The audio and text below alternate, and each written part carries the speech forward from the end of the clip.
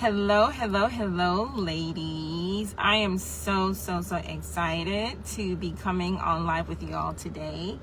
Happy Labor Day, those of you that have gone to the park or wherever. I'm sitting in the car because it's the only way that I can not have a lot of noise around me. You guys can relate to that, I'm sure.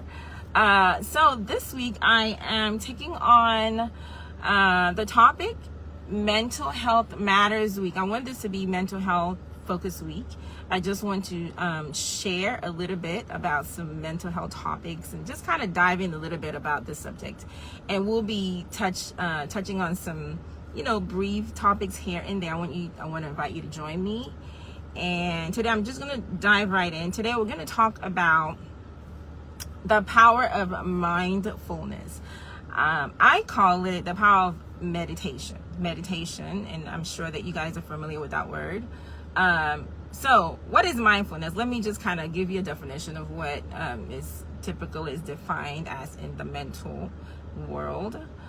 Is the capacity of us to be completely engaged in the present, consciously perceiving our surroundings, our actions, and to maintain a state of calm without being excessively reactive or overwhelmed by our external circumstances. So it can be practiced during formal meditation or during everyday activities such as cooking, cleaning, and walking. So anyway, that's a general definition. But mindfulness basically is engaging in the moment.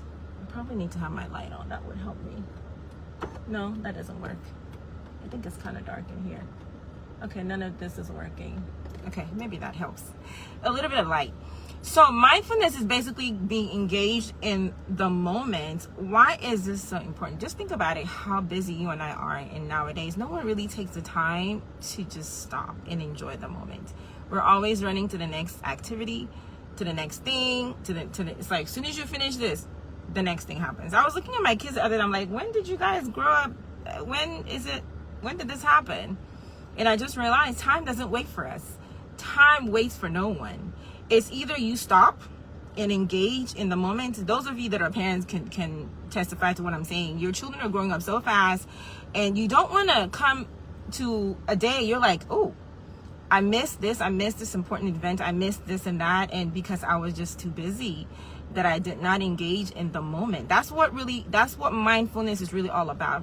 Allowing us to stop for a minute to think about our lives, to think about what we've experienced in the past, to think about what happened last week, what happened yesterday, and really to reflect and to engage and to recalibrate so that we can better prepare for the next session, before the next thing.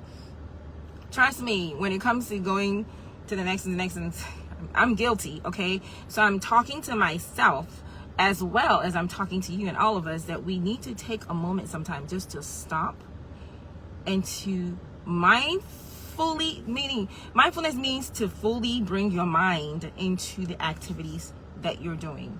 What are the benefits? The benefits are it improves your focus, improves your mind and your body. It improves your stress level. It decreases your stress level. It even helps your ability to connect to other people. It improves your relationship with other people. I think it is so important that we do this.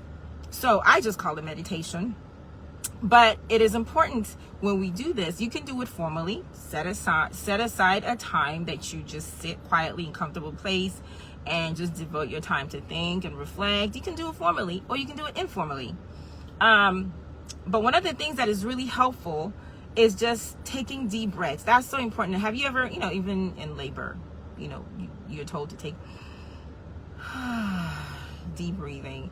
Somehow it just senses the neurons and the nerves in the body, tells your body to calm down. It's really so simple, but so powerful. No matter what you're doing, when you just pause and take deep breaths, is really going to bring a homeostasis to your whole body. So I think that's something that we can practically do.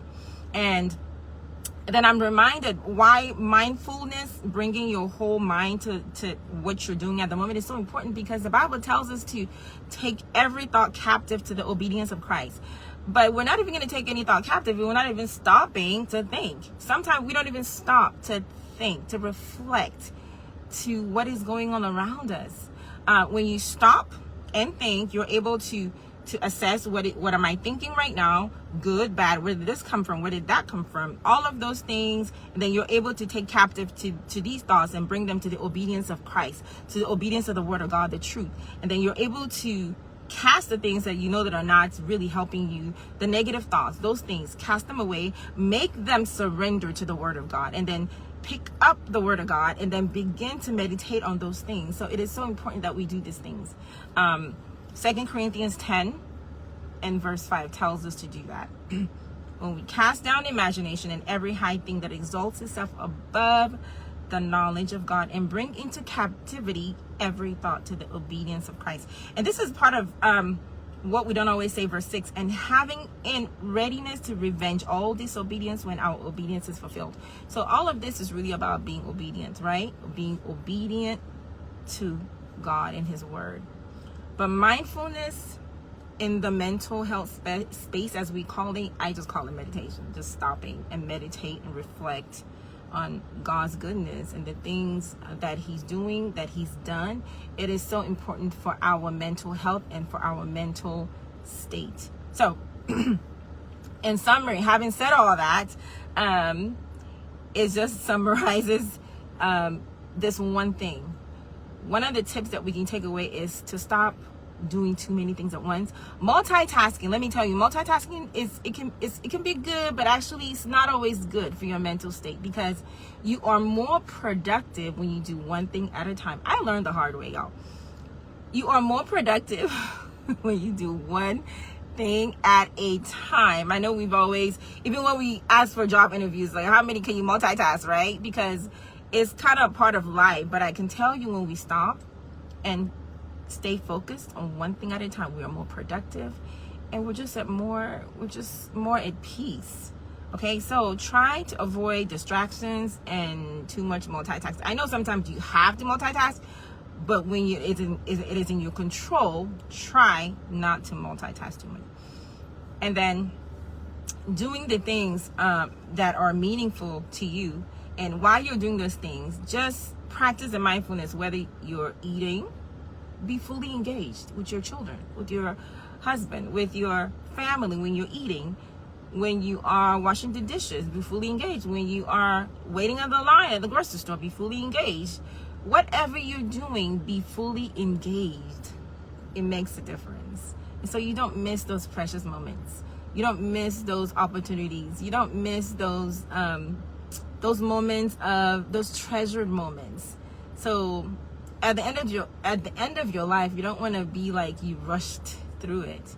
You really want to experience and engage and be fully engaged, so that you can reap the benefits and really walk in peace. I believe that is so important, that we need to practice more solitude, just being alone, in quiet. There's power in being silent.